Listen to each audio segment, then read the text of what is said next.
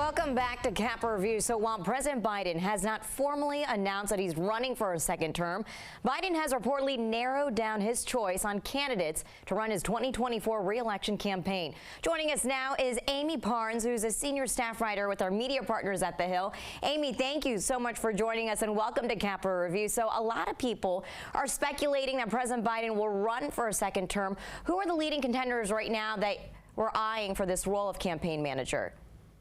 So he has about a dozen, he's narrowed it down to about a dozen, half dozen people. There are some leading contenders in the bunch. Some have worked for him before in the 2020 race. There's one woman in particular, Jen Ritter, who ran his battleground operation, is very familiar with what it takes to do that sort of thing in terms of outreach and messaging. And I think Biden, obviously, the president was feeling very good about the results in 2020. And I think he's looking to bring in people that he knows pretty well, people who know him well. And so he's eyeing people like Jen. There's another candidate, Sam Cornell, who works for the Democratic National Committee, who is the executive director there. So he's looking to people who have this sort of the resume of outreach and a ground operation and what that might look like. So the president facing a lot of heat. What do you think he'll be looking for during this selection process and choosing the perfect candidate for him?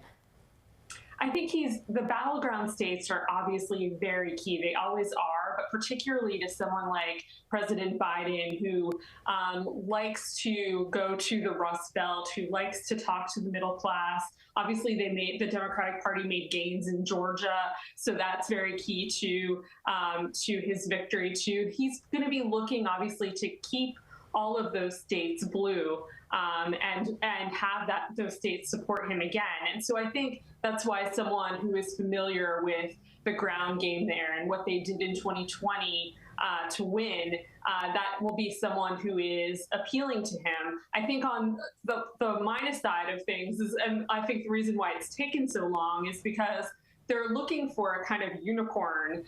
They want someone who can do it all, but this person also needs to be able to take orders, as one source told me, because it's not your traditional campaign manager in the sense that when you're in Biden world, you are essentially dealing with people a close set of people who have been with the president for years, who know him, and he relies on their counsel as much as a newcomer to that group. So it's going to be someone who works well with his close advisors as well. So Amie, what do you think will be some of the challenges and uphill battles that he'll face in 2024?